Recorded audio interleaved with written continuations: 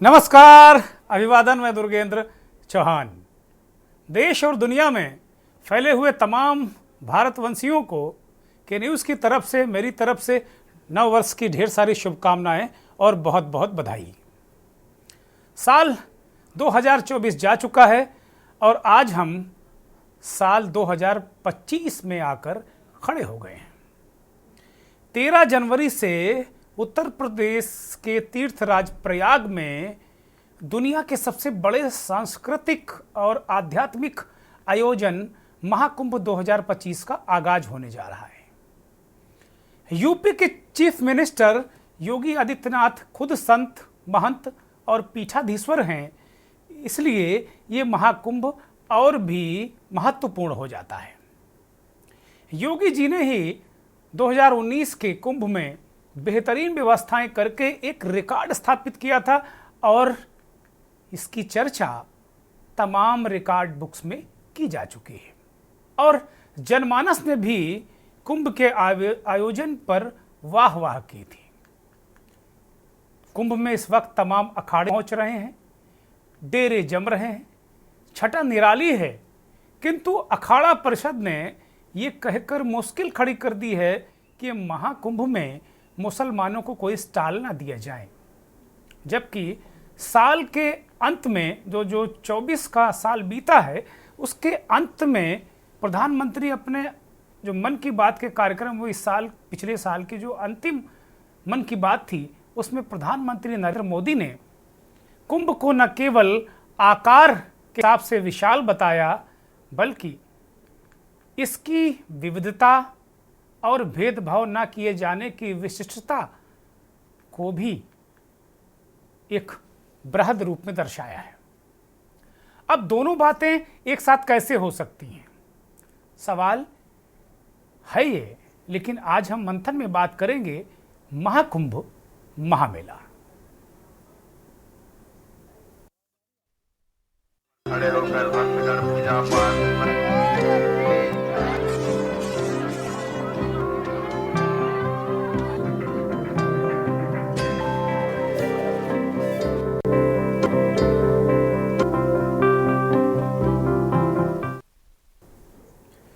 दुनिया का सबसे बड़ा सांस्कृतिक आध्यात्मिक उत्सव 13 जनवरी से तीर्थराज प्रयाग में।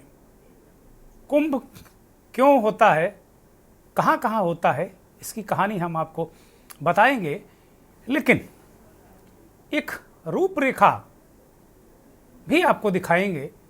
लेकिन जो विवाद हो गया है अखाड़ा परिषद के अध्यक्ष रविंद्र पुरी के इस बयान से, उसको जरा समझ लेते हैं। विवाद क्या है?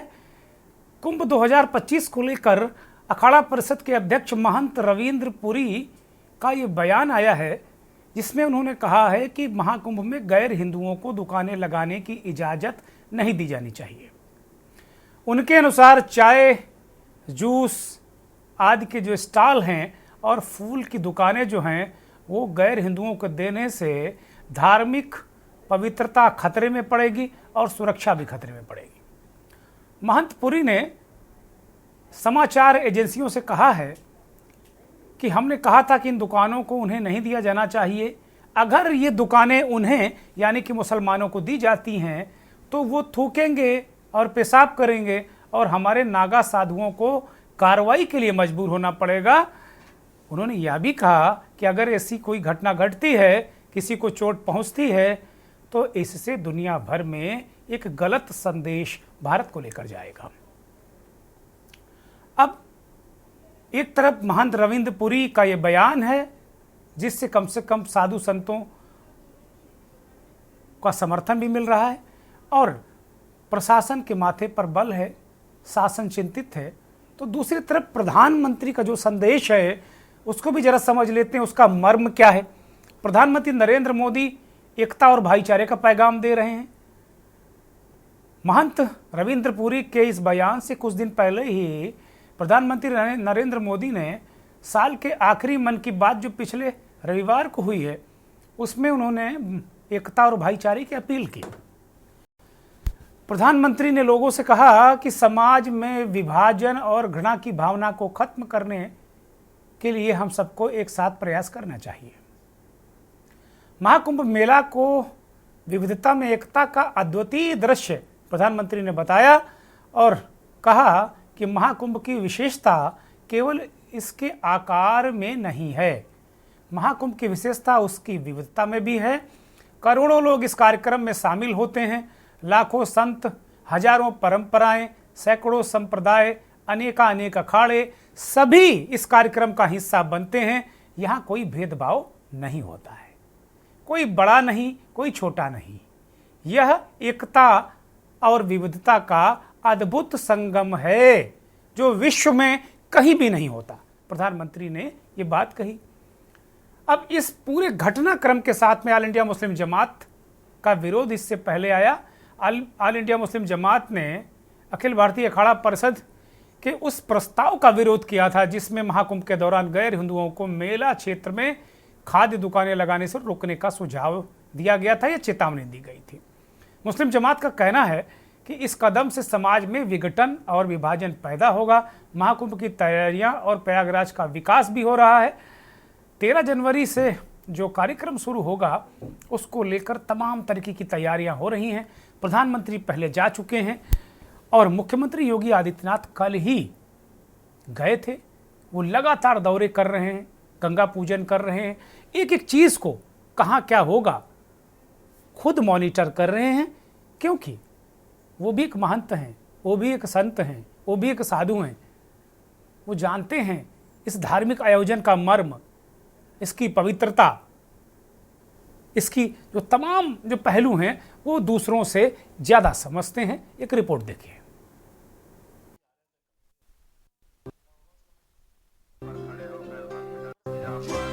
महाकुंभ मेला 12 साल बाद क्यों होता है? इस सवाल का जवाब कई पौराणिक कथाओं में देखा जा सकता है। दरअसल माना जाता है कि महाकुंभ का संबंध समुद्र मंथन से है। इस दौरान मंथन से अमृत निकला था जिसे लेकर देवता और असुरों के बीच लड़ाई छिड़ गई। माना जाता है कि अमृत कलश से कुछ बूंदें निकलकर धरती के 4 स्थानों पर गिरी: हरिद्वार, उज्जैन, नासिक, प्रयागराज। इन 4 स्थानों पर कुंभ का आयोजन होता है। माना जाता है कि देवताओं और असुरों के बीच 12 दिनों तक ये युद्ध चला था जो मनुष्य के 12 साल के बराबर होता है।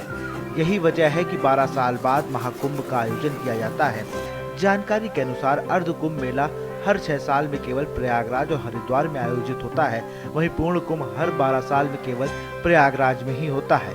उत्तर प्रदेश के प्रयागराज में होने वाले महाकुंभ 2025 में 40 करोड़ से अधिक श्रद्धालु आ सकते हैं। 2013 की कुंभ की तुलना में 2025 में प्रयागराज में आयोजित होने वाले कुंभ मेले का क्षेत्रफल दुगने से अधिक है। बता दें कि योगी सरकार ने महाकुंभ 2025 के आयोजन के लिए 2600 करोड़ रुपए के बजट का प्रावधान किया था।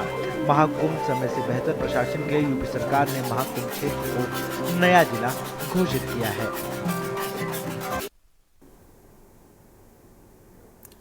तो आज मंथन में बात कर रहे हैं महाकुंभ महामेले की, और नए साल में बहुत सारी चर्चाएं हम इस कार्यक्रम में करते हैं। तमाम राजनीतिक, सामाजिक, आर्थिक तमाम चीज़ों पर हम बात करते हैं, लेकिन आज साल का पहला दिन है, उल्लास है चारों तरफ। और महाकुंभ से महत्वपूर्ण क्या हो सकता है? योगी आदित्यनाथ उत्तर प्रदेश के मुख्यमंत्री जिनका हम जिक्र कर रहे थे, उनको सुनिए। महाकुंभ की दृष्टि से अब तक की प्रगति क्या हुई है, यद्यपि आप सब उसके साक्षी हैं, लेकिन ये मेरा दायित्व बनता है कि मैं भी आपको इसके बारे में अवगत कराऊं। तो मैं सबसे पहले आपका स्वागत करता हूं।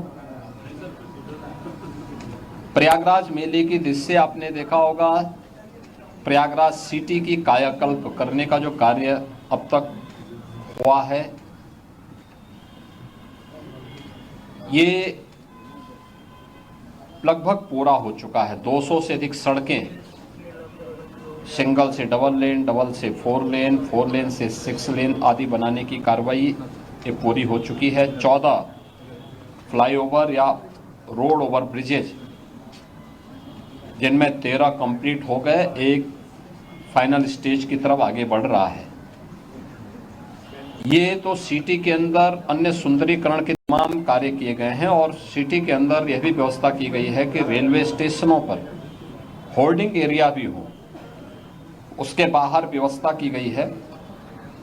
जिससे जो भी श्रद्धालु आए उन सब के लिए स्टेशन पे व्यवस्था है ठीक, नहीं तो बाहर, नहीं तो उसके बाहर प्रशासन भी किया, रेलवे ने भी और जिला प्रशासन ने भी इसकी व्यवस्था को युद्ध स्तर पर आगे बढ़ाने का काम किया है।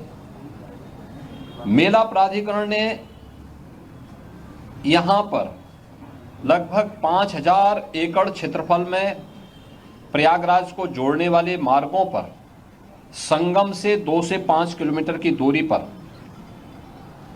पार्किंग स्पेस भी चिन्हित करके उन्हें सक्रिय कर दिया है। हर पार्किंग स्थल पर चौकी भी होगी, सुरक्षा की पुख्ता व्यवस्था भी होगी, पब्लिक एड्रेस सिस्टम भी होगा। इस सारी कार्रवाई आगे बढ़ाई जा चुकी है। पेंटोन ब्रिज पहली बार हम लोगों ने इनकी संख्या 2019 में बढ़ाई थी, जो 22 तक पहुंची थी। इस बार महाकुंभ को देखते हुए 30 पेंटोन ब्रिज बनाए जा रहे हैं, जिनमें 28 बनकर के तैयार हो चुके हैं। 2 अगले 3-4 दिन के अंदर वो भी बनकर के तैयार होंगे। तो मेला बहुत बृहद है। मुख्यमंत्री जी ने जैसा बताया कि पार्किंग है, 200 से अधिक सड़कें बनी हैं, 14 फ्लाईओवर बन रहे हैं, रेलवे स्टेशनों पर होल्डिंग एरिया है, पेंटून ब्रिज 30 बन रहे हैं, पहले 22 थे, 5000 एकड़ में पार्किंग की व्यवस्था है। तो ये बहुत सारी तैयारियां प्रयाग में हैं महाकुंभ को लेकर। महाकुंभ एक अपने आप में महसूस करने, उसे समझने, उसे अपने अंदर समाहित करने का उत्सव है, महामेला है। मकर संक्रांति को 14 जनवरी को पहला शाही स्नान होगा। तो कुल मिलाकर अगर देखा जाए तो ये बहुत ही अद्भुत है। अखाड़ों की एंट्री हो चुकी है, अखाड़े आ रहे हैं, वहाँ का दृश्य बिल्कुल अद्भुत है। तो आज तैयारियों पे बात करेंगे, व्यवस्थाओं पर चर्चा करेंगे। उसके लिए हमारे साथ मेहमान भी जुड़ेंगे। मुझे इस बात की प्रसन्नता है कि इस कार्यक्रम में कई साधु संत महंत भी होंगे जो चीज़ों को समझाएंगे अपने तरीके से। उनका अपना एक दायरा है। मेहमानों का मैं परिचय कराना चाहूँगा। प्रमोद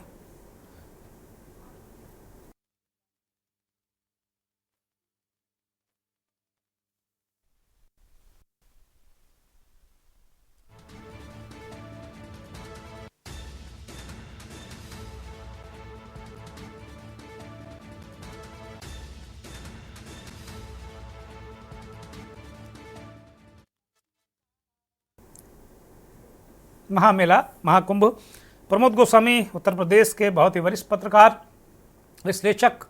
तमाम कुंभ के आयोजनों को आपने देखा है बतौर पत्रकार और उसकी रिपोर्टिंग की है, बहुत स्वागत।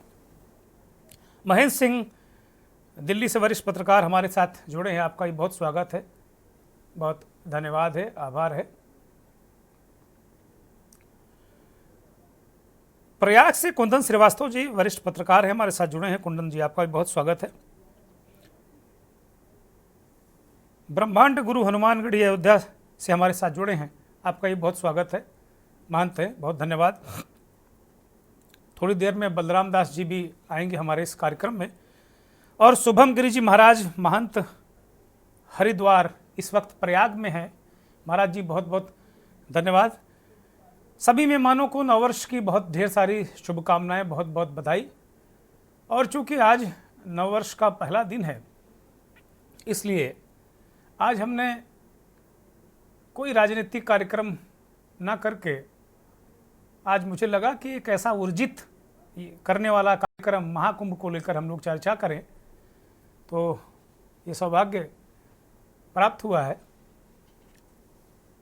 कुंभ को लेकर बहुत सारी चीज़ें हैं, पहले मैं तैयारियों पे बात करूंगा, वहाँ की व्यवस्थाओं पे बात करूंगा, उसके बाद फिर एक विवाद खड़ा हुआ है महंत रविंद्रपुरी के बयान के बाद, वो विवाद जन्म ले चुका है, उसको लेकर भी हम बात करेंगे। ब्रह्मांड गुरु से हम इस चर्चा की शुरुआत करेंगे। महंत जी, प्रयाग में इस वक्त कुंभ को लेकर आप भी वहाँ विराजे हुए हैं, वहाँ क्या तैयारियां हैं, क्या स्थितियां हैं, क्या दृश्य है? ब्रह्मांड गुरु का जो नेटवर्क है वो हमें अब नहीं मिल रहा है, ऐसा बताया गया है। शुभम गिरी जी महाराज की तरफ हम रुख करेंगे। शुभम गिरी जी महाराज प्रयागराज में हैं। शुभम गिरी जी महाराज, अब तक जो कुंभ की तैयारियां हुई हैं, जैसे अभी मुख्यमंत्री जी को हमने सुना, मुख्यमंत्री जी ने बहुत सारी चीज़ें, उन्होंने कहा कि आप लोग तो सब जानते ही हैं, लेकिन बहुत सारी चीज़ें बताना उन्होंने दायित्व तो समझा। 200 से अधिक सड़कें हैं, 14 फ्लाईओवर हैं, रेलवे स्टेशन का विकास हुआ है, 30 पैंटून पुल हैं, पार्किंग बहुत सारी है, मतलब लगभग योगी आदित्यनाथ जी महाराज ने कहा कि सब कुछ तैयारियां पूरी हैं, एक आधा पुल वगैरह हल्का फुल्का मसला रह गया है। आप शुभम गिरी जी वहाँ पर हैं, वास्तव में ज़मीनी हकीकत आप लोग बेहतर समझ रहे होंगे। साधु संतों को सब कुछ, कोई दिक्कत नहीं है, कोई समस्या नहीं है, या कुछ समस्याएं हैं जो बीच के लोग मुख्यमंत्री जी तक नहीं पहुंचने देते हैं? क्या इस तरह की भी स्थितियां हैं कुछ? क्या शुभम गिरी जी महाराज? मैं कहना चाहता हूं दुर्गेंद्र जी, सर्वप्रथम आप सभी को अंग्रेजी नव वर्ष की हार्दिक शुभकामनाएं। माँ भगवती, माँ जमुना जी, माँ सरस्वती, तीर्थराज प्रयाग और यहाँ के अधिष्ठात्र देव लेटे हुए हनुमान जी आप सभी की मनोकामना पूर्ण करें। जितने भी मेरे साथ मीडिया पैनलिस्ट बैठे हैं सभी को अंग्रेजी नव वर्ष की शुभकामनाएं। क्योंकि विद्वानों के साथ आज मैं बैठा हूँ, आप लोग सभी विद्वान हैं, विद्वान पूजिते, क्योंकि आप क्रियावान भी और विद्वान भी हो। लेकिन जहां तक बात है कि महाकुंभ में इस बार थोड़ा सा विशाल मेला होने के कारण बहुत व्यवस्था चौपट भी हो रखी है। जैसे पंडोन पुल की बात की, कुछ विपक्ष के नेताओं ने मांग उठाई तो पंडो पुल बनने लगे हैं, चलो बन जाएंगे। अब बोल दिया योगी जी ने कि चार पुल रह गए, 30 कर दिए, 30 से आगे 40 भी होंगे। वक्त के साथ मेला भी बदलेगा। मेला मुगल दौर में भी हुआ, मेला ब्रिटिश दौर में भी हुआ, अनादि से मेला लगा आ रहा है। और पूर्ण कुंभ भी होता है, अर्ध कुंभ भी होता है। हरिद्वार में जो अर्ध कुंभ होता है वो प्रशासनिक मेला है, उसमें नासिक में भी कुंभ हो जाता है, उसी के 1 महीने के बाद उज्जैन भी महाकुंभ आता है। तो जो प्रयागराज का महाकुंभ है, जगह गंगा जी की पर्याप्त मात्रा में जगह है, इतनी जगह कहीं नहीं है, पूरे विश्व में इतनी जगह कहीं नहीं जितनी प्रयागराज में है। जी। यहाँ से लेकर मान लीजिए आप संगम से लेकर पापा मऊ तक मेला भर रहा है। लेकिन जहां तक बात आई है, जमीन की बात आई है, मैं आपको अवगत करवाता हूँ दुर्गेंद्र जी। रात को 4 बजे तक बाबा लोग बैठ रहे हैं अधिकारियों से मिलने जमीन के लिए, तीर्थ पुरोहित बैठ रहे हैं जमीन के लिए, कई नाग वासुकी में है, कोई कहीं है। चलिए सबको जमीन प्राप्त हो, मैं तो शुभकामना करता हूँ कि सरकार सबको जमीन दे। और दूसरी बात ये हो रही है कि मेले में जिस तरह से कुछ अधिकारियों का, कोई अधिकारी तो बिल्कुल बढ़िया है, मैंडेट अच्छा कर रहे, कुछ अधिकारियों का व्यवहार भी ठीक नहीं है। 3 बजे रात को बोल रहे हैं कि जाइए बाहर जाइए, तो इस प्रकार की भाषा का प्रयोग नहीं करिए, क्योंकि सनातन का मेला है। अगर अखाड़े नहीं आएंगे तो मेला नहीं होगा, अगर कल्पवासी नहीं आएंगे तो मेला नहीं बनेगा। तो हाँ, जो मेले में जिस तरह से दिव्यता भव्यता भी दिखे, मेला विश्व का धरोहर बने, सनातन में इसमें गिनीज बुक में इस मेले का नाम है, क्योंकि उत्तर प्रदेश का गौरव रहा है। उत्तर प्रदेश ने 2 क्षेत्रों में कुंभ किए, पहले हरिद्वार में किया, फिर यहाँ किया है। लेकिन हाँ, जो शाही स्नान है उसे राजकीय स्नान की जो परिभाषा है, मोहन यादव जी जो एमपी के मुख्यमंत्री है मध्य प्रदेश के, उन्होंने दी है। क्योंकि 3 साल के बाद सिंहस्थ नासिक में और उज्जैन में आने वाला है। उसके बाद जो छावनी प्रवेश है, जो पेशवाई होती थी, जब मुगलों से नागा सन्यासियों ने लड़ाई लड़ी, जो पेशवाई होती है, क्योंकि प्रयागराज से ही शुरू हुई थी पेशवाई, तो उसे छावनी प्रवेश दिया। कि जैसे ही संत आएंगे अपनी छावनियों में आएंगे। हाँ, 2013 के कुंभ में भी भरपूर राशन मिला, ऐसी कोई बड़ी बात नहीं थी। कि 2000 के कुंभ का जो मेला था, जो गंगा जी के उस पार भी लोगों को जगह दी गई थी, क्योंकि मैं प्रत्यक्ष प्रमाण कर रहा हूँ, जिस क्षेत्र में मैं बैठा हूँ उस क्षेत्र से 4 किलोमीटर तक 2013 का कुंभ भी था, 2019 का कुंभ भी था। लेकिन इस कुंभ को विशाल बनाकर कई संस्थाएं ऐसी होती है कि जो 2013 में लगती है महाकुंभ में लगती है, अर्ध कुंभ में नहीं लगती। कई संस्था ऐसी होती है दोनों कुंभ में लगती है। जी कई ऐसे लोग होते हैं जो प्रयागराज की व्यवस्था है, माघ जो होता है कल्पवास जो लोग करते हैं, प्रत्येक वर्ष लगता है, तो प्रशासन को इसका अनुभव हो जाता है। लेकिन प्रशासन के साथ साथ अगर मेरे पास व्यवस्था अगर कुंभ की हो, तो पहले वो लोहे की प्लेटें बिछाते, उसको बदलकर कुछ ऐसी चीज बना दूं जो आजीवन काम आए, अगर मेरे पास व्यवस्था हो। लेकिन अखिल भारतीय अखाड़ा परिषद के जो अध्यक्ष जी कह रहे हैं, उन्होंने कहा है कि इस तरह से विवाद हमें नहीं चाहिए। तो मैं ये भी उनसे मांग करना चाहता हूँ कि जो विदेशी पर्यटक आते हैं उन्हें भी सुधारना चाहिए। उन्होंने देखिए मोहम्मद कैफ की भी तारीफ की है कि मोहम्मद कैफ भी जो स्नान किए संगम में, क्या वो उसमें भी दिखता है जो हमारे विदेशी आते हैं इंग्लैंड से, लंदन से, स्विट्जरलैंड से, तमाम साधुओं के पास आ रहे हैं। क्योंकि अगर संत ना होगा तो मेला का गौरव नहीं होगा।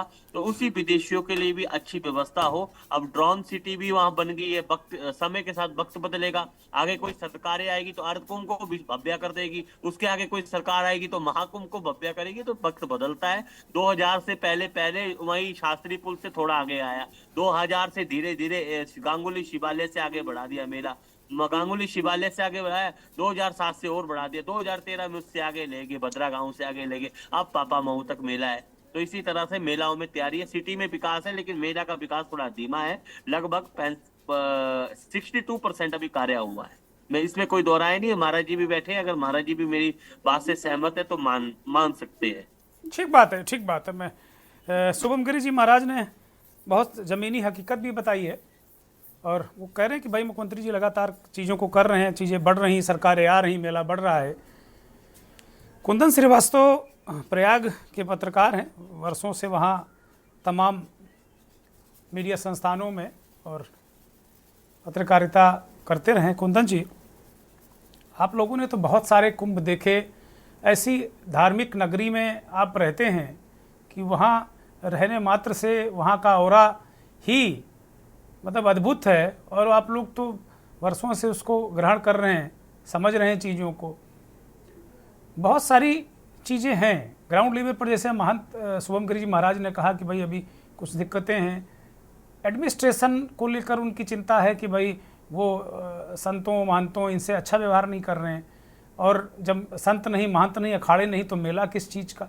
एक तो ये है कि ज़मीनी हकीकत और जो हम दूर बैठकर देख रहे हैं, सुन रहे हैं, हमें सुनाया जा रहा है, बताया जा रहा है, उसको आप किस तरह देखते हैं।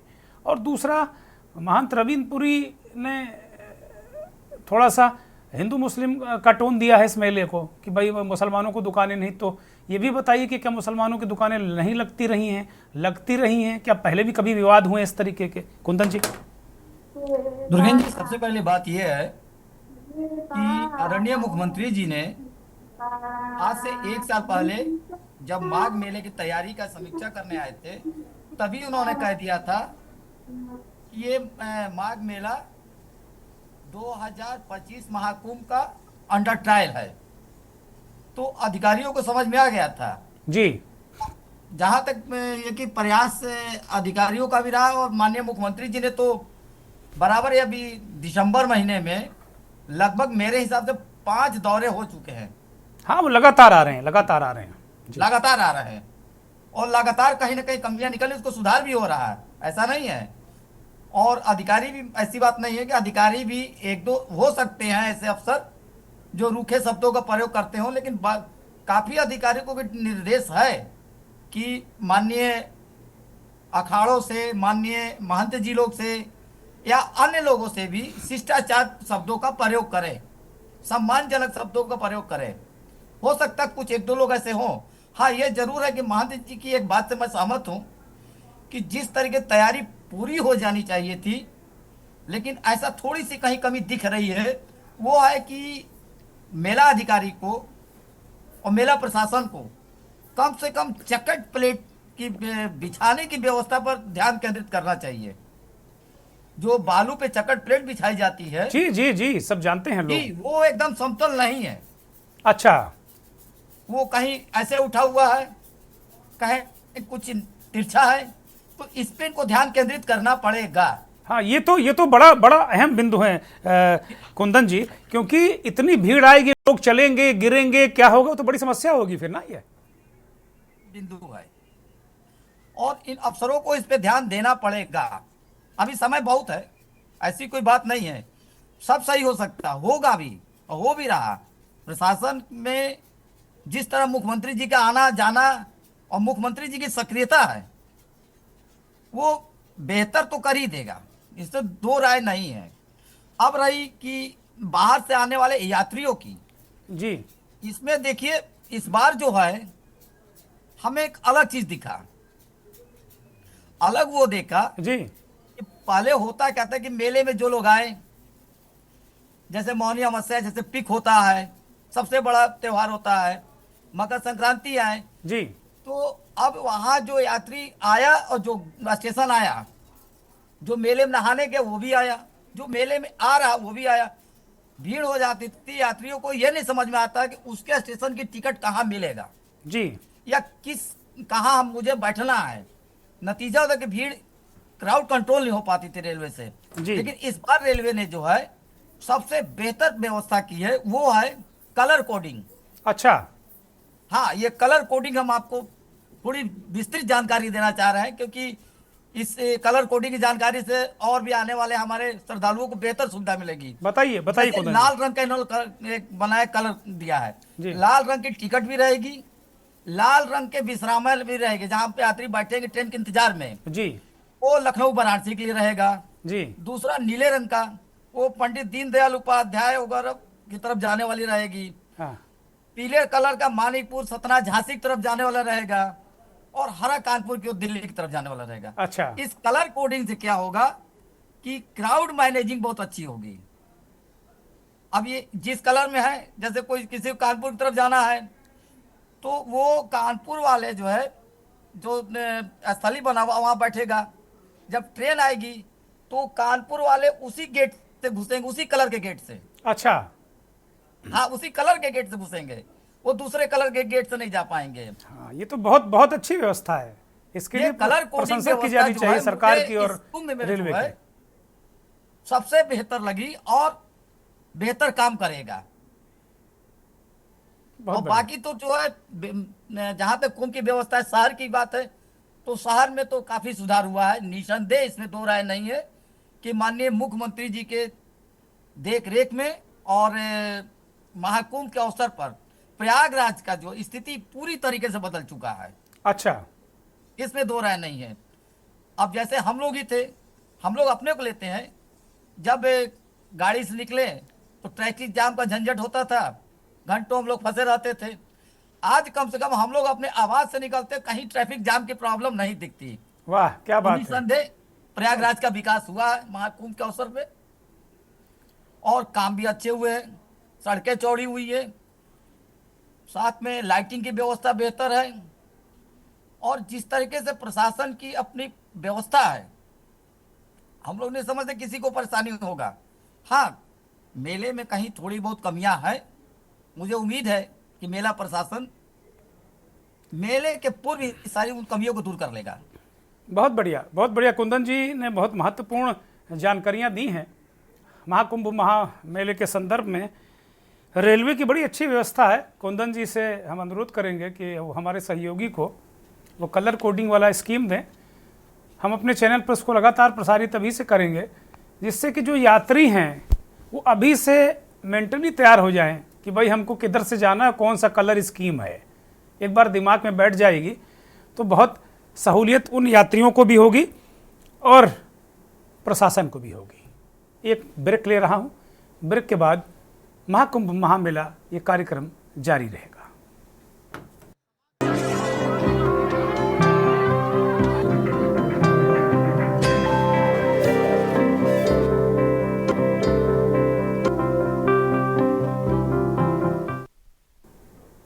महाकुंभ महामेला मंथन में आज महाकुंभ की चर्चा।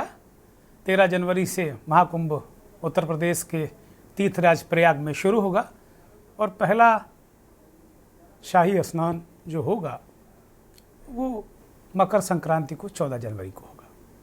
लगातार व्यवस्थाओं पे हम बात कर रहे हैं। ब्रेक से पहले कुंदन श्रीवास्तव, प्रयाग के वरिष्ठ पत्रकार, बहुत सारी महत्वपूर्ण जानकारियां दर्शकों को दे रहे थे। कुंदन जी ने बताया कि कलर स्कीम रेलवे ने बड़ी अच्छी की है, जिससे यात्रियों को दिक्कत नहीं होगी, कहीं स्टैम्पीड का खतरा नहीं रहेगा, बहुत सारी चीज़ें जो भगदड़ मस्ती है उससे कोई नहीं रहेगा। तो व्यवस्थाएं अच्छी हैं, सारी चीज़ें बहुत अच्छी हो रही हैं, लेकिन उन बिंदुओं को भी हम नज़रअंदाज नहीं कर सकते। चक्कर प्लेट वाला एक मसला उन्होंने उठाया है। मुझे लगता है उत्तर प्रदेश सरकार के और मेला के जो लोग इस कार्यक्रम को सुन रहे होंगे या बाद में उन तक ये कार्यक्रम जाएगा, तो चक्कर प्लेट बड़ी महत्वपूर्ण है। उसमें लाखों लोगों को पैदल चलना होता है। अब नई पीढ़ी जानती ही नहीं कि चक्कर प्लेट क्या है। अगर हम अभी 2000 के बाद के पैदा बच्चों से पूछे चक्कर प्लेट तो नहीं बता पाएंगे चक्कर प्लेट। लेकिन वो रेती में चलने के लिए एक ऐसी व्यवस्था, लोहे की प्लेटें डाली जाती हैं, जैसे आप बसों में यात्रा करते हैं तो बसों में जिसका फ्लोर बनता है, फर्श बनता, वही चक्कर प्लेट है, वही उसी तरीके से बिछाई जाती है ताकि उसमें चलें, बालू में धंसे नहीं, फिसले नहीं। गोस्वामी जी मुस्कुरा रहे हैं, चूँकि बहुत पुराने पत्रकार हैं गोस्वामी जी, तमाम चीज़ों को समझते हैं।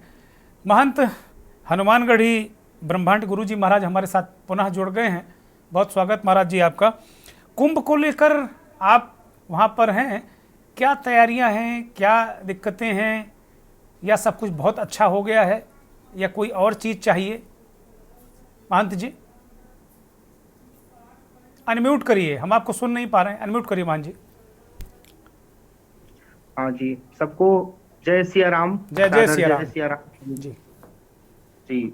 हाँ, कुंभ की बात है तो कुंभ सुंदर व्यवस्था चल रही है कुंभ में, और यहाँ पर जो पारंपरिक व्यवस्थाएं हैं, आदि अनादि मेला है तो चल ही रहा है। और वर्तमान जो सरकार है माननीय योगी आदित्यनाथ जी महाराज की, वो भी संत हैं, हमारे समाज के हैं, बड़े उत्साहित हैं, उत्सुक हैं और प्रयासरत हैं कि कुंभ दिव्य और भव्य हो जी। और उनकी जो टीम है, प्रशासनिक अधिकारी हैं, कई अधिकारी हैं यहाँ पर काम कर रहे हैं, कई सारे सेक्टर्स हैं, तो अपने हिसाब से जितनी उनकी सामर्थ्य है, जितनी उनकी क्षमता है, उस प्रकार से वो प्रयास कर रहे हैं और कुंभ को धीरे धीरे बेहतर बनाने का उनका कार्य प्रारंभ है। और हमें उम्मीद है कि जो कुछ छोटी मोटी दिक्कतें हैं, समस्याएं हैं, वो जो भी हमारे संत हैं या तमामों, तो कुंभ में बहुत सारी संस्थाएं आती हैं, शिविर लगाती हैं और बहुत सारे अधिकारियों के भी शिविर होते हैं यहाँ पे,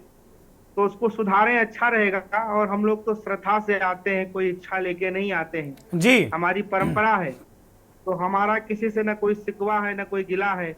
हम तो माँ गंगा और माँ यमुना सरस्वती में स्नान करने आते हैं, ध्यान संध्या बंदन सेवा करने आते हैं, तो हमारे लिए तो बहुत सुंदर है। हम माँ की गोद में आए हैं, हमें कुछ मिले ना मिले हम आनंद में हैं, हम सेवा करने आए हैं, सेवा करेंगे, करते रहेंगे। और प्रतिवर्ष हम आते हैं, माघ में भी मेरा शिविर रहता है और कुंभ में विशेष रहता है क्योंकि देश दुनिया के सभी संत आते हैं। तो हमारी सरकार के प्रति संवेदना है और माननीय प्रधानमंत्री मोदी जी भी नित्य कुंभ की जानकारी ले रहे हैं। भारत में यह पहली बार हो रहा है कि कोई राष्ट्र का प्रधानमंत्री जी कुंभ की जानकारी नित्य ले रहे हो पीएमओ से। वो इतने उत्साहित है क्योंकि वो धार्मिक परिवार से हैं, उनकी पूज्य माता जी हमारे पूज्य अभिराम दास जी महाराज की परम शिष्या रही हैं जी। और एक श्रद्धावनत परिवार नरेंद्र भाई मोदी का, वो स्वयं राष्ट्र भक्ति में और राम भक्ति में अग्रसर हैं और बड़े ही सज्जन हैं, श्रेष्ठ हैं जी। और माननीय योगी आदित्यनाथ जी भी संत हैं, संत के साथ साथ साधक हैं, राम में आस्था रखते हैं, कृष्ण में रखते हैं और ये राष्ट्र ही राम और कृष्ण का है, गंगा जमुना सरस्वती का है। तो हमें अच्छा लगा, यह कुंभ बहुत दिव्य बना रहे हैं और छोटी मोटी जो दिक्कतें हैं वो सब धीरे धीरे सुधर जाएंगी। सबका सहयोग होना चाहिए और सबके साथ में यह कुंभ का आनंद लेना चाहिए। क्या बात है, बहुत बढ़िया।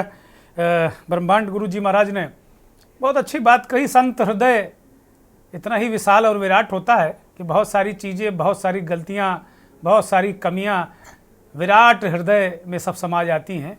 अंततः लक्ष्य है सनातन राष्ट्र, राम कृष्ण, गंगा यमुना सरस्वती, महाकुंभ। इसी से, ऐसे ही संतों महंतों से मिलकर ये मेला, महामेला बनता है। गोस्वामी जी की तरफ रुख करेंगे। गोस्वामी जी ने तमाम कुंभ आयोजनों की रिपोर्टिंग की है, 50 साल से अधिक का अनुभव पत्रकारिता में। गोस्वामी जी, वर्तमान कुंभ को लेकर आपकी नज़र और नज़रिया क्या है? और दूसरा सवाल इसी में ऐड कर देता हूँ, चूँकि अभी मंथन भी आगे धीरे धीरे बढ़ता जा रहा है, हमारा कार्यक्रम भी मंथन है और मंथन के उपरांत ही जो कुंभ की कहानी है वो भी मंथन से जुड़ी हुई है, वो समुद्र मंथन की कहानी है। तो आज हम मंथन में कुंभ की चर्चा कर रहे हैं, जो एक बड़ी महत्वपूर्ण की अखाड़ा परिषद अध्यक्ष महंत रविंद्र पुरी जी महाराज ने कि मुसलमानों को कोई स्टॉल न दिए जाएं, और इससे वो वहाँ टकराव की स्थिति हो सकती है, नागा साधु उन्हें दंड भी दे सकते हैं और वो कहीं ना कहीं पवित्रता को भंग करेंगे। तो मेरा सवाल ये भी है कि क्या इससे पहले कभी स्टॉल नहीं दिए गए? फिर अभी जो इशारा किया महंत शुभम गिरी जी महाराज ने कि विदेशी भी आते हैं, बहुत सारे लोग आते हैं, तभी ये मेला अंतर्राष्ट्रीय होता है और हम विदेशियों का भी स्वागत करते हैं, बहुत सारी चीज़ें होती हैं। तो क्या इसको किसी धार्मिक दायरे में बांधा जाए? क्योंकि हालांकि मेला तो सनातन है, धार्मिक है, सांस्कृतिक, लेकिन इसको धार्मिक से ज़्यादा सांस्कृतिक उत्सव के रूप में हम इसको ज़रूर देखते हैं। और प्रधानमंत्री जी कहते हैं कि भाई इसमें तो इसकी जो विराटता है, विराट ये इसलिए बनता है क्योंकि इसमें एकता है। गोस्वामी जी अनम्यूट करिए। गोस्वामी जी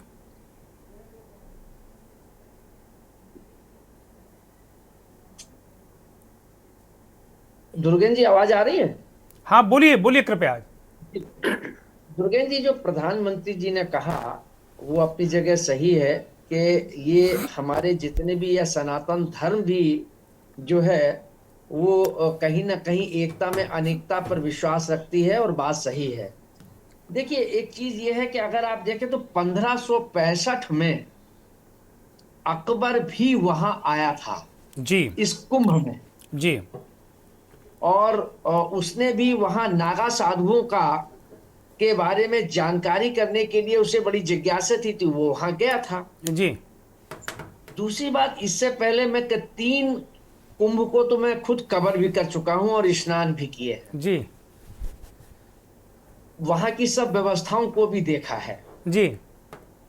तो ऐसा नहीं है, मतलब वहां पर जो अभी शुभम गिरी जी ने कहा कि वहां पर फूल मालाओं का उसके लिए बहुत सी चीजों में मुस्लिम समुदाय के लोग भी वहां रहे हैं या वहां अपना सामान बेचते रहे हैं, चाहे वो मेले में जो लगते हैं उनमें ये सभी लोग रहे हैं। लेकिन इस बार चूंकि स्थितियां एक ऐसी हैं कि उसमें ये आशंका है, अगर आप देखें कि आतंकवादी घटनाओं को लेके भी चिंता व्यक्त की जा रही है, तो ये संतों की जो नाराजगी है ये उसमें कि कहीं ये उसमें उत्पात न काटे, उनके भेष में आके या दुकान लगा के कहीं न करे। तो सुरक्षा की दृष्टि से भी हालांकि वो प्रशासन पूरी तरीके से चाक चौबंद है और उसने सारी व्यवस्थाएं ऐसे चप्पे चप्पे पे ड्रोन वगैरह सारी व्यवस्थाएं कर रखी हैं। लेकिन मैं समझता हूं कि ये हमारे साधु संतों का कि वो ये तो अगर वो आ जाते हैं, अगर वो वहां अपनी दुकान लगाते हैं उस परिसर में, कहीं हमारे उसमें कहीं बाधा नहीं आती। इससे पहले भी होता रहा है, ऐसा नहीं है कि ये पहली बार कोई उनको अनुमति देने की ये एक सिलसिला चला हो, ऐसा भी नहीं है। दूसरी दुर्गेन जी, मतलब व्यवस्थाएं हमेशा रही। अगर 50 के दशक में देखें तो उसमें स्टैम्पिड हो गई थी, बहुत ज्यादा लोग मर गए थे। जी जी। धीरे धीरे सारी व्यवस्थाएं सुधरती गई, होती गई। निश्चित रूप से इस बार बड़ा दिव्य भव्य और बृहत लेवल पर आयोजन किया गया। चूंकि अभी जो गिरी महाराज जी ने ये कहा कि चूंकि वो हमारे समाज के हैं, मुख्यमंत्री संत हैं, तो निश्चित रूप से संत हैं, तो इस लिहाज से उनकी व्यवस्थाएं भी उसी हिसाब से और सुंदर के ताकि न हो। जहां तक शुभम गिरी जी ने जो बात कही कि साहब अधिकारियों का, तो अधिकारियों की जहां तक बात है वो हमेशा कहीं ना कहीं नोकझोंक होती रही, अब की तो बहुत कम हो रही है। इससे पहले के उसमें तो संतों के जमीन को लेके संत जो है वो आंदोलन हो जाते थे, अनशन पर बैठ जाते थे, तो बैठे हैं जी। लेकिन इस बार संतों की भी नाराजगी अपेक्षाकृत कम रही है, जहां तक मैं समझता हूं। जी बोलिए। हाँ, अब आपकी अपेक्षाकृत कम रही है, लेकिन फिर भी जो शुभम गिरी जी की नाराजगी है कि जो अधिकारी हैं उनकी जो भाषा शैली है, निश्चित रूप से अगर ऐसा है तो वो निंदनीय है। और इस पर निश्चित रूप से आज अगर ये डिबेट हुई है तो उस पर सरकार उसका संज्ञान लेगी और वो ऐसे लोगों को चिन्हित करके उनको ये इंगित करेगी कि वो इस ढंग का आचरण हमारे संत समाज के साथ ना करें। ठीक बात है। क्योंकि संत समाज, ये मेला ही संत समाजों का है, उन्हीं की वजह से उनकी उनकी उपस्थिति ही इस मेले का आकर्षण है। मतलब इतने सब लोग आते हैं, संत समाज सारे पूरे देश के हमारे आते हैं, तो इसलिए अगर कहीं ऐसी छुटपुट घटनाएं हुई हैं, अभी ये कुंदन बैठे हुए हैं, ऐसा नहीं है, ये बात कहीं जो शिवम जी ने कहा है वो कहीं ना कहीं उसमें कुछ सत्यता तो है। कुंदन जी ने अखबार वालों के लिए अपने उसके लिए कहा, उसके लिए भी कुंदन जी ने बड़ी लड़ाई लड़नी पड़ी और कुंदन जी को अपने वहां पत्रकारों को शिविर लेने के लिए जद्दोजहद करनी पड़ी। इन्होंने फिर मुझसे कहा कि साहब ये दिक्कत हो रही है, तो ऐसा नहीं है, ये कहीं ना कहीं कुछ ना कुछ अधिकारी जो हैं वो उसमें जो पूरा गरिमापूर्ण हो रहा है या जो योगी जी चाहते हैं उसमें कहीं ना कहीं छेपक डालने का काम करते हैं। कुछ दुष्ट मनोवृत्ति कह लीजिए कि उस मनोवृत्ति के लोग होते हैं स्वभाव के, तो वो कहीं ना कहीं उसमें बाधा या उसमें सकारात्मक की जगह नकारात्मक सोच ज्यादा रखते हैं। तो ये जो शुभम गिरी जी की बात है, इससे कहीं ना कहीं मैं सहमत हूं, क्योंकि पत्रकार भी उससे नाराजगी उन्होंने व्यक्त करी और कुंदन ने उसकी बड़ी लड़ाई लड़ी है वहां पर, तब ये जाके उनको मिला है। लेकिन कुंदन ने जो ये बात कही, ये बात आपकी ये पिछले तमाम उसकी वजह से आपकी जो रेलवे ने व्यवस्था की है, जो कलर कोडिंग करके दिए, इससे स्टैम्पिड नहीं होगी। लोग यात्रियों को जो वहां के हमारे श्रद्धालु आ रहे हैं उनको अनावश्यक परेशान नहीं होना पड़ेगा, स्टैम्पिड होने की घटनाओं से बचना पड़ेगा। ये रेलवे ने व्यवस्था बहुत सुंदर की है ताकि जिसको जिस दिशा में जाना है वो उस दिशा की तरफ ही जाए या उस गेट की तरफ ही जाए। और जो आपने जो दुर्गेंद्र जी कहा कि हम इसको पूरा डिकोड करके लोगों को सब हम बताएंगे, इससे निश्चित रूप से बहुत लोगों को, श्रद्धालुओं को उसका लाभ मिलेगा। जी जी जी, बहुत महत्वपूर्ण बातें कहीं। और इस बात पे गोस्वामी जी ने कहा कि 1565 में अकबर भी गया था वहाँ पे। इस बीच हमारे साथ एक मेहमान और जुड़े हैं, इंद्रेश कौशिक, महंत अयोध्या हमारे साथ जुड़ गए हैं। बहुत स्वागत महाराज जी। और लगातार तमाम मेहमान हमारे साथ जुड़े हैं। महेंद्र सिंह के पास मैं जा रहा हूं, लेकिन उससे पहले शुभम गिरी जी महाराज एक छोटी सी टिप्पणी करना चाहते हैं। उनकी उंगली उठी हुई थी, इसलिए मैं उनको अवसर दूंगा। महाराज जी कहिए। देखिए, वरिष्ठ पत्रकार है, अगर मेरे को अगर योगी जी संत है वो भव्या करेंगे। 2004 में उमा भारती जी भी जब मध्य प्रदेश की मुख्यमंत्री बनी तो उन्होंने भी भव्या कुंभ किया था, तो योगी जी भव्या करेंगे, उनको आए। लेकिन नल में जो पहले बड़े बड़े लगे होते थे, नल के नीचे बाहर जो कॉमन नल लगे होते थे उसके नीचे जो प्लेटफॉर्म बिछते थे, बड़े बड़े वो बनाते थे, तो वहां आदमी नहा सकता था। अब छोटे छोटे है, वो बात भी देखिए, नोट कीजिए, कई जगह लाइटों के खंभे नहीं पहुंचे हैं, कई बातें ऐसी, कई संतों को जमीन नहीं मिली है, कई तीर्थ पुरोहितों को जमीन नहीं मिली है। तीर्थ पुरोहित का आय तो एक कल्प वास है, उनके पास कल्प वास होता है। लेकिन चलिए वो उनका विषय है। लेकिन कुछ अधिकारी बदतमीजी कर रहे हैं। दुर्गेंद्र जी, आपके चैनल में बोल रहा हूँ, अगर मुझे कुंभ करने का मौका मिले, चाहे हरिद्वार में मिले चाहे प्रयागराज में मिले, तो इससे भव्य और इससे दिव्या कुंभ भी करके दिखाऊंगा और केले दम में करके दिखाऊंगा। मैं विजय किरण जी की तारीफ करता हूँ, अच्छा कार्य कर रहे हैं, बिल्कुल अच्छे हैं। कुछ अधिकारी जो उनके नीचे है वो अधिकारी भद्रता कर रहे हैं, क्योंकि बिना संतों से कुंभ नहीं भरता। महंत ज्ञानदास जी जब अध्यक्ष रहे अखाड़ा परिषद के, अयोध्या के 2 संत बैठे हैं, मैं उनकी आलोचना नहीं करता, उन्होंने भी कुंभ में ऐसी ऐसी आयोजना कर दी, अधिकारी भी डरता था। अखाड़ा परिषद इस समय 2 भागों में बांटा है, लेकिन उस समय ज्ञानदास जी के समय भी अच्छा हुआ, नरेंद्र गिरी जी भी रहे, लेकिन उस समय भी अच्छा रहा। लेकिन इस समय थोड़ा सा अस्त व्यस्त कुंभ इसलिए हुआ कि पहले ही कुछ विवाद हो गए जमीनों के चक्कर में, इसमें आंदोलन हुए, सतुआ बाबा को बैठना पड़ा, जो योगी जी के खास है, योगी जी के आगे पीछे घूमते, उनको अनशन में बैठना पड़ा। फिर थोड़े दिन के बाद, 1 घंटे के बाद उन्होंने आंदोलन छोड़ दिया, क्योंकि कहा गया कि उनका भी आतंक कहा गया कुंभ में, क्योंकि हमारे पड़ोसी है, उनकी भी जमीन कब्जा ली थी, तो अखाड़ा परिषद ने ऊपर से मुख्यमंत्री जी का आदेश आया तो एकदम से जमीन छोड़ने पड़ी। ये भी बात हुई है। देखिए, बड़ी महत्वपूर्ण बात है ये तो। शुभम गिरी जी महाराज भी कई बातें बता रहे हैं ये बातें कुंदन जी को भी पता होंगे, स्थानीय पत्रकार हैं वो। महेंद्र सिंह दिल्ली से हमारे साथ वरिष्ठ पत्रकार जुड़े हुए। महेंद्र सिंह जी, मैंने आपको इस कार्यक्रम के जो अंतिम चरण में इसलिए मैं आपको ले रहा हूँ, अभी महंत कौशिक जी के पास भी जाऊँगा, लेकिन पहले मैं आपको ले लेता हूँ। अभी बहुत सारी चीज़ें एकदम क्लियर होकर आ गई। योगी जी ने कहा कि भाई इस बार थोड़ा और व्यवस्थाएं बढ़ाई गई, बहुत सारी चीज़ें हैं, उसकी तस्दीक कुंदन श्रीवास्तव कर रहे हैं, प्रमोद गोस्वामी कर रहे हैं, ब्रह्मांड गुरु कह रहे हैं कि संत हृदय विराट है, हम तपस्या पूजा करने आए हैं, कोई दे तो अच्छा ना दे तो अच्छा, हम तो अपना काम करते हैं। और महंत शुभम गिरी जी महाराज ने एक 5-7 उदाहरण दे दिए कि अखाड़ा परिषद ही 2 भागों में बटा है और अखाड़ा परिषद ही साधुओं की ज़मीनों को कब्जा उब्जा कर रहा है। तो एक तो ये स्थितियाँ हैं। दूसरा जो पिन पॉइंट है, ये मेला एकता में अनेकता, धार्मिक सद्भाव, सांप्रदायिक एकता, ये जो भी ये सनातन, ये क्या संदेश देता है मेला? क्योंकि प्रधानमंत्री जी कहते हैं कि ये तो केवल इसके विराट स्वरूप से इसको नहीं मापा जा सकता, इसकी जो खसूसियत ये है कि ये एकता में अनेकता वाली बात है, सद्भावना वाली बात है। तो अगर अखाड़ा परिषद कहेगा कि मुसलमानों को दुकानें नहीं लगाने दो भाई, तो फिर सद्भावना कहाँ होगी? महेंद्र सिंह जी बिल्कुल बिल्कुल दुर्गेश जी, एक तो पहले ये समझना चाहिए हमारे तो सनातन के जो गुरु हैं, सबकी सनातन अलग है। सनातन न इस्लाम है, न सनातन क्रिश्चियन है, न सनातन पारसी है, सनातन सनातन है।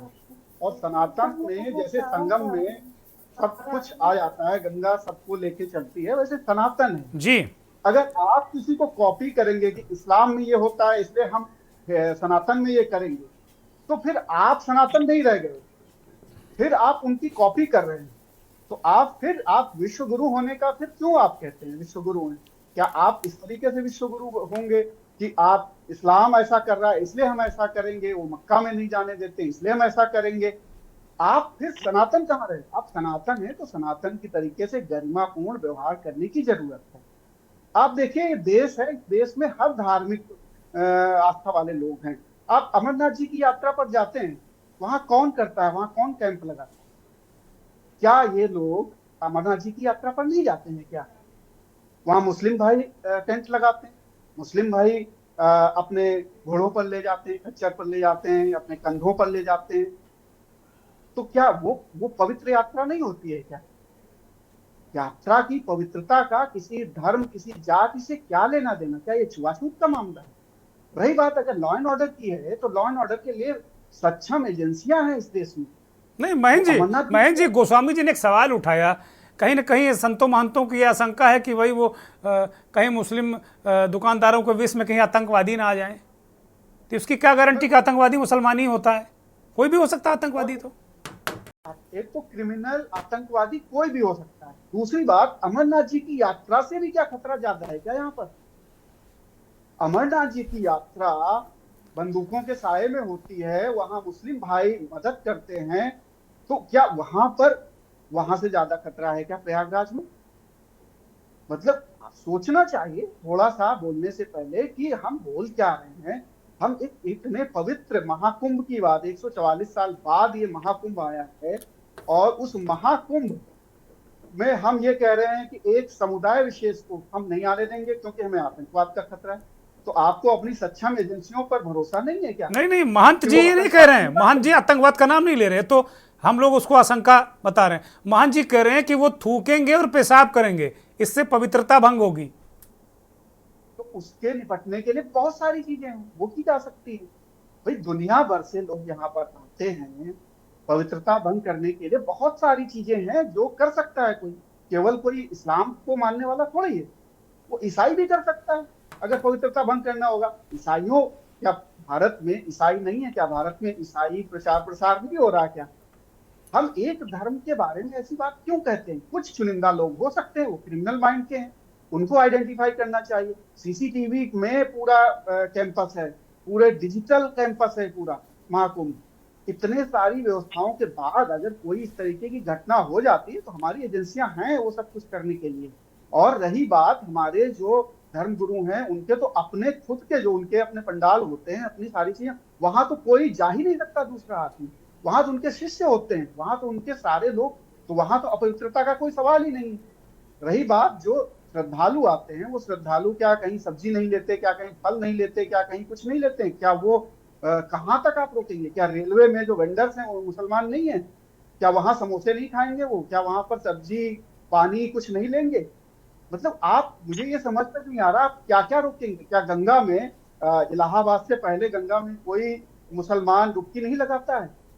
क्या उसका घर उसके किनारे नहीं है? नहीं, मोहम्मद कैफ ने लगा दी, मोहम्मद कैफ ने लगा दी। मोहम्मद आप मोहम्मद कैफ की तारीफ करो तो भी अच्छा, तारीफ करो तब भी अच्छा। वो तो वही छोरा गंगा किनारे वाला है, वो कह रहा हम तो छोरे गंगा किनारे वाले हैं, हमारे लिए तो गंगा हमारे लिए है ही है, हम तो रोज डुबकी लगाते थे जब यहाँ खेलते थे।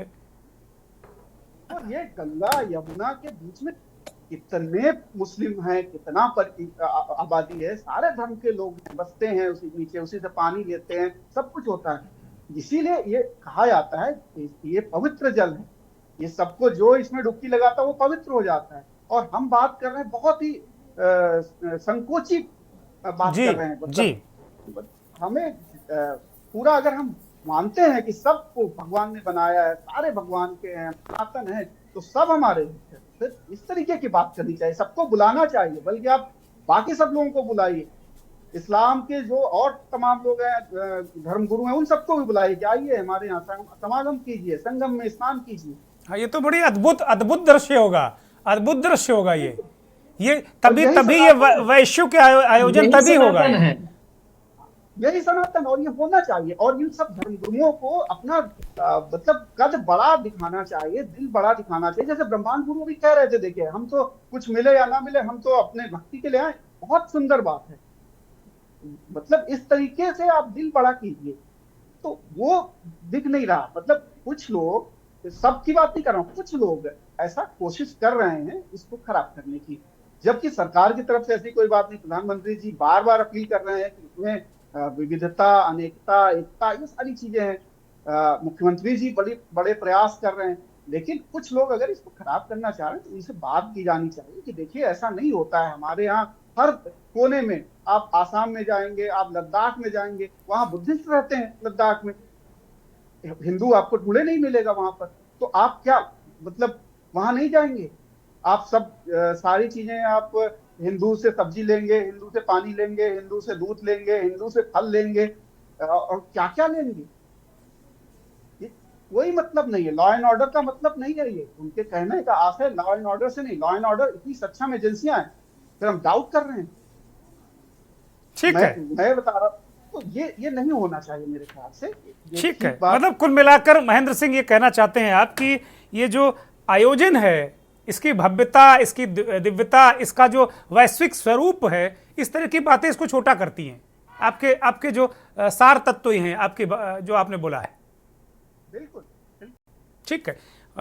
महंत इंद्रेश कौशिक जी हमारे साथ जुड़े हुए हैं। चूंकि महंत जी बाद में आए हैं तो मैं महंत जी के पास जा रहा हूँ। महंत जी, अभी इसको लेकर, कुंभ को लेकर एक तो व्यवस्थागत बातें हुई, दूसरी संस्थागत बातें हो रही हैं कि भाई एक बहुत बड़ी संस्था है अखाड़ा परिषद, वो बटी जगह जगह से अलग अलग भाषा बोलती नजर आ रही है।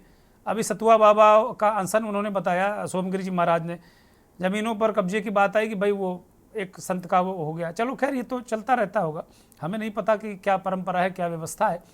लेकिन जैसा इस पर चर्चा हुई कि भाई किसी को कोई स्टाल न दिए जाए किसी दूसरे धर्म के व्यक्ति को, तो इसको लेकर क्या नज़र और नज़रिया रखते हैं आप, कौशिक जी? देखिए, पहले तो मैं बहुत बहुत धन्यवाद दूंगा आपको जो आपने मुझे समय दिया जी। यहाँ पे जितने भी स्वजन जुड़े हैं सब हमसे वरिष्ठ हैं। देखिए, मैं सबसे पहली बात तो यहाँ पर आऊंगा, भी आपने कहा कि अखाड़ा परिषद 2 भागों में बट गया, तो ये किसी से छिपा हुआ नहीं है।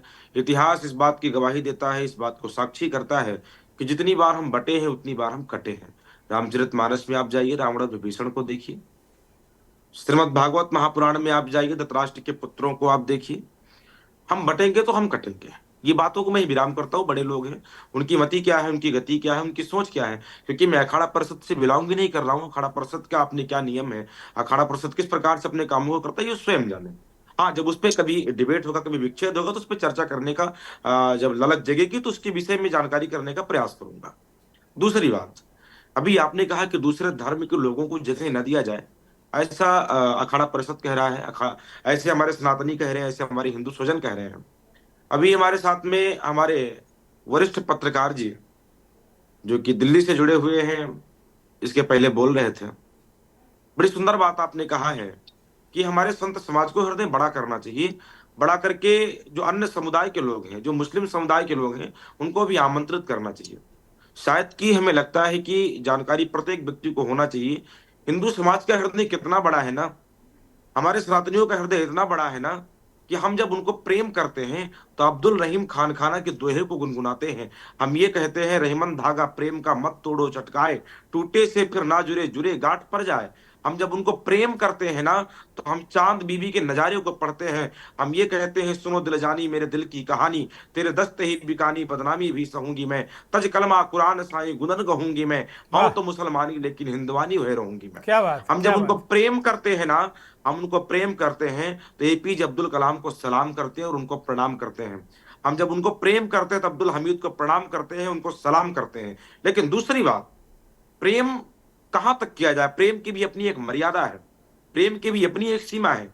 हमें भारत में रह रहे भारत के मुसलमानों से डर नहीं है, क्योंकि वो हमारे भाई हैं। हम ये कहते हैं, सर्वे भवन्तु सुखिनः सर्वे सन्तु निरामया।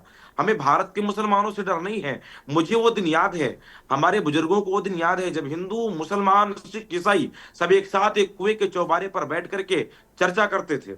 वो दिन याद है जो हिंदू के घर की माताएं, मुस्लिमों की घर की माताएं, सिखों की घर की माताएं, ईसाइयों की घर की माताएं वृक्ष के चबूतरे पे बैठ करके अपनी चर्चाओं को किया करती थी। लेकिन आतंक कब से फैला, डर कब से हुआ? जब से हमारे भारत में बांग्लादेशी घुसपैठी आ गए। और उससे बड़ा डर ये हो गया कि उन बांग्लादेशियों को जिन्होंने शरण दे दिया, ऐसे मुसलमानों को वहां जगह नहीं देना है जो बांग्लादेशी घुसपैठी को शरण देकर के बैठाए हैं। हमें खतरा उनसे है, हमें भारत के मुसलमानों से खतरा नहीं है। महाराज जी कंप्लीट करिए, क्योंकि मेरे पास अब वक्त है नहीं है। कौशिक जी महाराज कंप्लीट करिए अपनी बात को, मेरे पास वक्त है नहीं। 2-3 बातें आपने हमें एक और नई चर्चा को आपके बातों ने जन्म दे दिया है। मैं वादा करता हूं कि मैं कुंभ को लेकर, उन मुद्दों को लेकर भी मैं चर्चा करूंगा। कंप्लीट करिए जल्दी से कौशिक जी महाराज। ये मेरी बातें कंप्लीट हो गया, आगे बढ़ाएं। बहुत बहुत धन्यवाद सभी मेहमानों का, कौशिक जी महाराज, प्रमोद गोस्वामी जी, महेंद्र सिंह, शुभम गिरी जी महाराज, कुंदन श्रीवास्तव जी, ब्रह्मांड गुरु महाराज जी, बहुत बहुत धन्यवाद, बहुत बहुत आभार। तमाम उन लोगों का आभार जिन्होंने इस कार्यक्रम को देखा, समझा। महाकुंभ पर हम लगातार अपने कार्यक्रम लाते रहेंगे, चर्चा करते रहेंगे, लेकिन ये भव्य है, दिव्य है और अद्भुत है। आप भी जरूर जाइएगा महाकुंभ प्रयागराज। नमस्कार।